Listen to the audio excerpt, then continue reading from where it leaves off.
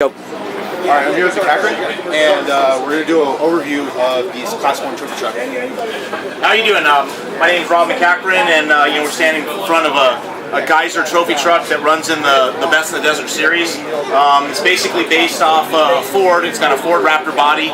It's got a V8 Ford engine, makes about 880 horsepower, about 650 foot-pounds of torque. It's coupled to a turbo 400 transmission, and then it has a drive shaft that goes back to the rear end. More things in the front. We've got a trail-ready wheel here with a 39, 1350, 17-inch BF Goodrich tire. Behind there, you'll see some Fox shocks. This is a 4.4 bypass shock, and behind it will be a 3.0 Fox coilover shock. The A-arms, it's dual upper A-arm or dual A-arm system. It's got a steering rack in it from Jeff Howe. The exhaust all stainless steel. It's fuel injected. It's got an 8-stack engine in it.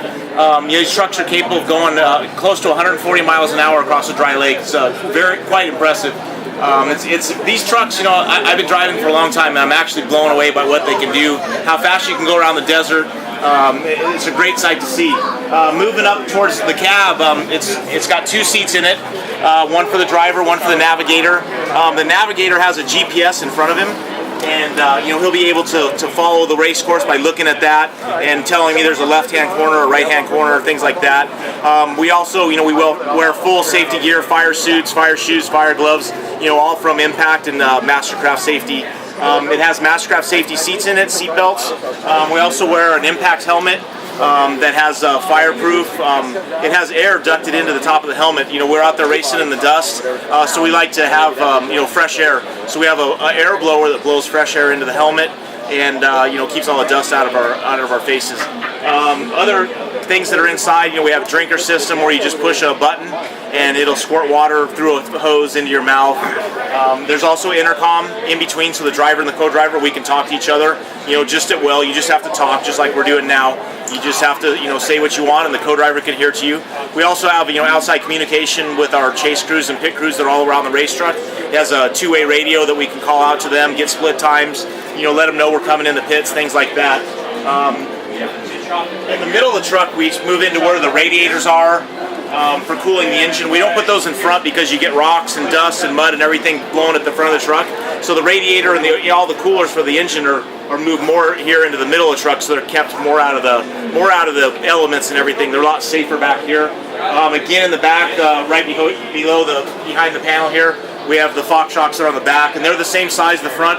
They're just longer. The front suspension has about 24 inches of wheel travel. The rear suspension has about 34 inches of wheel travel, which makes it have such a great ride. We're able to go across the desert over 100 miles an hour through bumps that are 2 and 3 feet deep, which is it's quite incredible. And to this day, I'm still amazed at what they can do.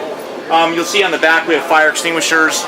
Below the fire extinguishers and below the tires, you'll see a fuel cell that we have in there that holds about 100 gallons of gas. And you say, wow, that's a lot of gas, but these trucks with a lot of horsepower, they only get about 2 to 2.5 miles a gallon. So we need to carry a lot of fuel on board to try to get down the course. And pit strategy is important, and we're trying to go 175 to 200 miles on a tank of gas. The race fuel that we use is it's $11, $12 a gallon. We end up going about 175 miles, like I said, and we do a pit stop, fill it up with fuel again, and then also, since we're there stopped, we end up putting fresh set of BF Goodrich tires on the back of the truck every time that we stop. When you're out there, you never know if you have a slow leak or something going on, so we just get the tires changed just for safety reasons and get on down the road.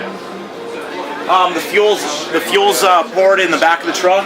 We'll bring a guy in there with the fueler suit on, an apron to protect himself, and he'll just plug into the back there.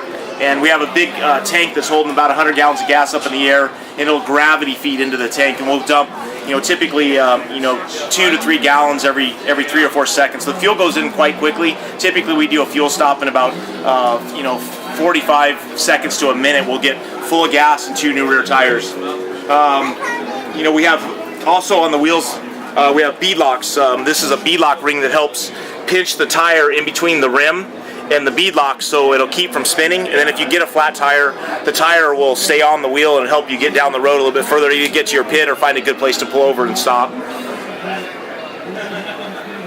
There you have it. That's a pretty quick run around of what you would see in a Geyser trophy truck. Thank you so much. Thank you. Appreciate it. Thank you. Thanks for having me. Yeah, absolutely. We do all the